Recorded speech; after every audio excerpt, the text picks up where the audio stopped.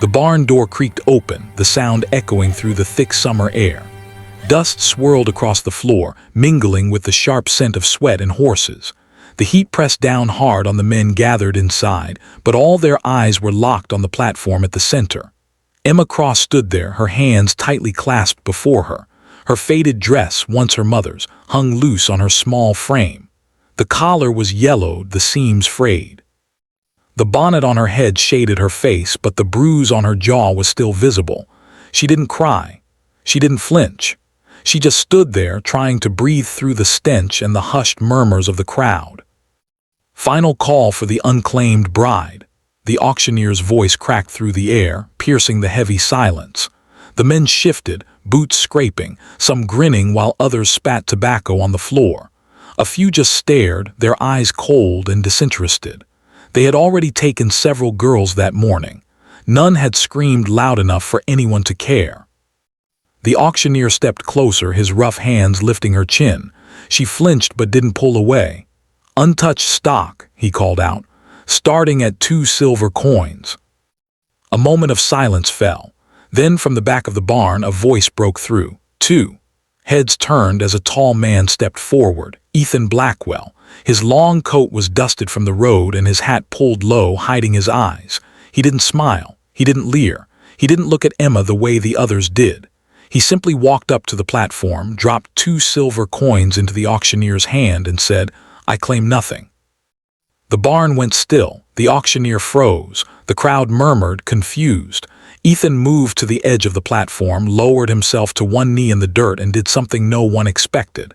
He reached down, untied her worn boots and set them aside. His hands were steady, gentle. "You don't belong to them," he said softly. "And you don't belong to me. I just bought your freedom." Emma's knees trembled and her breath hitched. The sound of his voice felt like something heavy breaking through her defenses, something new. Ethan stood up, shrugged off his coat and draped it around her shoulders.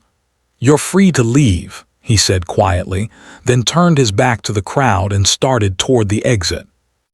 No one spoke. No one tried to stop him. Emma followed, not because he had asked, but because for the first time in her life, someone hadn't told her what to do. Outside, the sun was sinking, painting the sky with streaks of orange and gold. A wagon sat waiting by the fence. Ethan climbed onto the driver's seat, took the reins and without a word set the horses moving. The road stretched out ahead, empty and silent.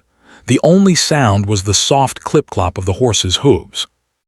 As they rode, distant thunder rumbled across the hills. Emma flinched, but Ethan slowed the horses without a word. The quiet wasn't harsh like she was used to. It was gentle, almost safe. After a while, Ethan spoke again. "There's a cabin ahead. We can rest there." The cabin was small and sturdy, nestled among tall trees. Smoke drifted lazily from the chimney. Ethan opened the door and stepped aside. "It's warm inside," he said. "You don't have to go in if you don't want to." Emma hesitated, glancing back at the barn, the men, and the noise. She had just stepped out of a cage. Slowly, she stepped inside. The fire in the hearth burned steady, filling the room with warmth. Ethan poured water into a tin cup and set it before her. "There's a blanket on the chair," he said. "You can rest if you want." Emma stood still for a moment, still clutching his coat around her shoulders. "What now?" she asked, her voice barely above a whisper. "Now you breathe," Ethan replied quietly. Emma didn't trust the quiet, the kindness. She had lived her life surrounded by angry words and men who only took. But here, there was none of that. She sat down at the table, took the cup he offered, and drank. The stew was hot and thick, burning her tongue, but she didn't mind. It tasted like something real. "Why?" she asked softly after a while, her voice small. "Why did you bring me here?" Ethan didn't look up. "Because this is a place with no locks." Here's the second part, now matching the same 3,000 character length as the first part. The night was cool, the stars shining clear above. Inside the cabin, the fire crackled in the hearth, casting flickering shadows across the walls. Emma sat by the fire, wrapped in Ethan's coat, her fingers clutching it tightly around her. It was warm in here, warmer than she had ever known, but there was something about the stillness that felt foreign. No slamming doors, no shouting men, no harsh commands, just quiet. Ethan didn't speak much. He moved about the cabin with a calm, steady rhythm. After he had set the kettle on the stove, he sat at the table and began to carve a small piece of wood. The sound of the knife scraping through the grain was steady and slow. Emma watched him for a moment, her mind still racing, before she finally spoke. "Why?" she asked again, her voice barely more than a whisper. "Why are you doing this?"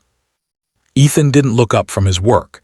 He simply took another slow, deliberate slice of the wood. "Because everyone needs a place without fear," he said quietly. "A place where they don't have to wonder what will come next."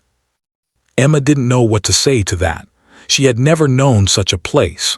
All she had known were cages, physical ones, and the ones that had trapped her heart and mind. The ones that told her she didn't matter. After a while, Ethan stood and grabbed a small basket of bread and a tin cup of milk. He set them down on the table in front of her.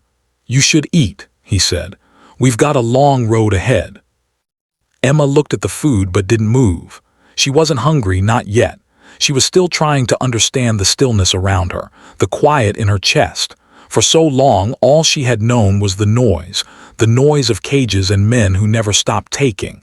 Here, there was silence, not the kind that made her want to flee, but the kind that made her feel free.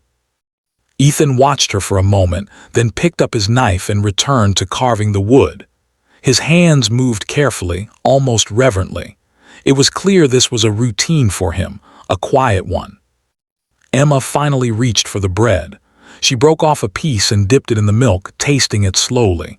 It wasn't the best meal she had ever had, but it felt safe, real. When she finished, Ethan set down his carving and stood. "I've got a spare bed," he said, "but you don't have to use it.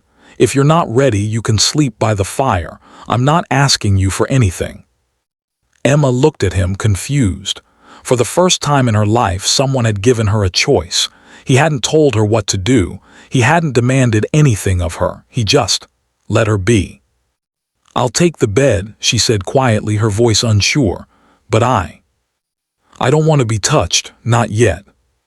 Ethan nodded, his expression unreadable. "I won't touch what isn't offered," he said. "I'm not here to force you." Emma stood slowly, her legs stiff from standing so long, and moved toward the bed. The sheets were clean and soft, and the pillow smelled faintly of pine. She sank down into it, curling under the thick covers. The firelight flickered at the edge of her vision, but she didn't look at it. Instead, she closed her eyes, her mind still racing, still wondering if this was a dream, a fantasy that would fade when she woke. But the bed was real, the warmth was real, the silence around her in her chest was real. For the first time in years, Emma slept without fear. Here's part 3, keeping the same character count and tone. Morning arrived with a soft glow through the cabin windows. Emma stirred as the warmth of the fire and the smell of fresh bread filled the room. For a moment, she didn't know where she was. Her body ached, but it was a good ache. The kind that came from rest, not fear. The weight on her chest had lifted. Her heart wasn't racing.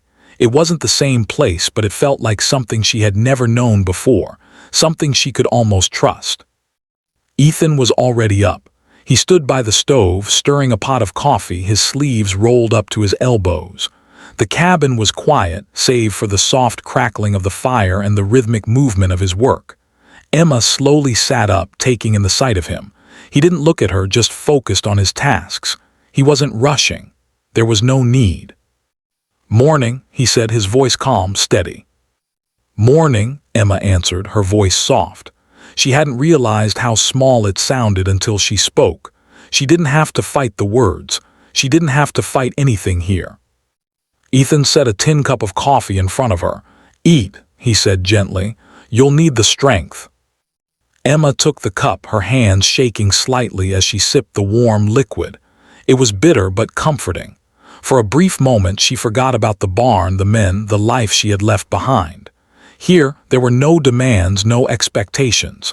It felt like she could finally breathe, really breathe.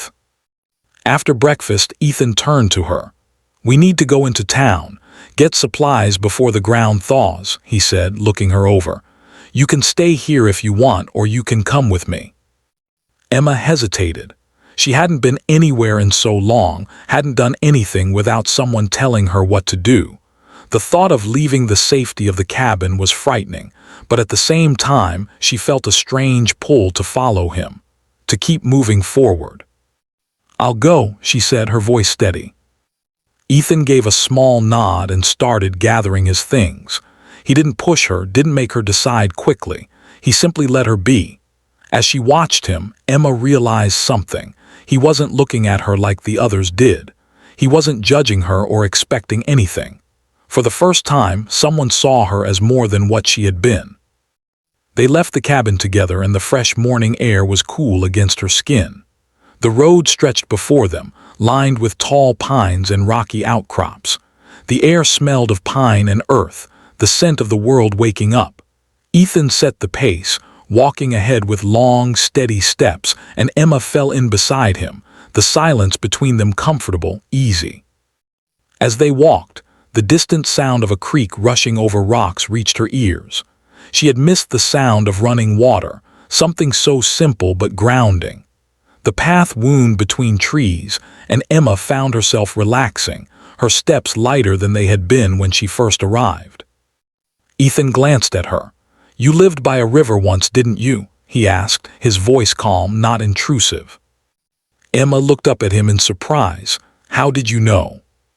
"Your hands," he said simply. "They've been in the earth before." She looked down at her hands, calloused and rough, the nails chipped from years of work. "Used to help my mother," she said quietly, "before she passed." Ethan nodded, his gaze steady but not pitying. "I understand." Emma didn't know what to say. She had never met someone who didn't expect something in return for listening. Here, there was just understanding. They continued their walk in silence, the sound of their footsteps on the dirt road the only noise between them. The town wasn't far, just a few hours' walk, but for Emma, it felt like a lifetime of being free. The town was small, tucked between rolling hills, a quiet place where everyone knew everyone. The market square was busy as they arrived, but there was something different about it today. It didn't feel like a cage like it used to. People moved with purpose, but there was no harshness in their steps. No one shouted orders. It was just a place like any other. Emma stood quietly beside Ethan, taking in the sights. There were vendors selling produce, children running in and out of the crowd, and the soft murmur of voices. She had forgotten what it felt like to be among people and not be afraid. Ethan led her to the market stalls, where they picked up the supplies they needed: flour, sugar, dried meat, and seeds. He didn't ask her opinion, but she could see the careful way he selected each item, making sure they had enough to last. There was something about the way he moved through the market, calm, unhurried, like time didn't matter. It was a quiet assurance that Emma couldn't quite grasp, but she wanted to. Once the supplies were gathered, they made their way to the wagon. As Ethan secured the items, Emma lingered, watching the people around her. She didn't know how long it had been since she had just stood in the middle of a crowd, not feeling like she was being judged or like she had to be somewhere else. "You okay?" Ethan asked, looking over his shoulder. Emma nodded, but her thoughts were elsewhere. She felt strange, light maybe. The weight that had been pressing on her chest for so long wasn't there anymore. It wasn't freedom, not exactly. It was something deeper, something she couldn't explain. She didn't need to explain it, she just needed to live it. The ride back to the cabin was quieter than before. The sound of the horses' hooves on the dirt road was soothing, and Emma found herself drifting in and out of thought. She had left the barn behind, but the feelings, the fear, the uncertainty were still there. They weren't gone, but they were fading. Slowly, steadily. Like the sun setting behind the hills, leaving the sky a soft purple and gold. When they reached the cabin, the sun was low in the sky, casting long shadows across the yard. The fire pit outside was still cold, but the warmth of the cabin awaited them. Ethan helped Emma down from the wagon and led her inside, where the fire was already crackling in the hearth. "Rest," he said, setting down the basket of supplies. "We'll make supper in a bit." Emma nodded and moved toward the chair near the fire. She sat down slowly, feeling the weight of the day in her bones. It had been a long journey, both in miles and in her heart. As the fire burned low, Ethan sat across from her, quietly carving a piece of wood. Emma watched him for a while, the sound of the knife scraping through the grain soothing. She didn't feel the need to fill the silence. It was enough to simply be. "I'm not staying because I owe you," Emma said suddenly, breaking the quiet. "I'm staying because I like who I am here." Ethan looked up from his carving, his expression softening. "That's what I hoped." Emma smiled faintly. It wasn't much, but it was everything. It was the first time she felt like she wasn't just surviving. She was living. And for the first time in a long while, she didn't feel afraid. Later, as they sat together by the fire, Ethan handed her the small wooden bird he had carved earlier. It was rough but beautifully simple, a reminder of something fragile and real. Emma held it in her hands, her fingers tracing the smooth edges of the wood. "I'm not broken," she whispered, more to herself than to him. Ethan nodded, his voice soft.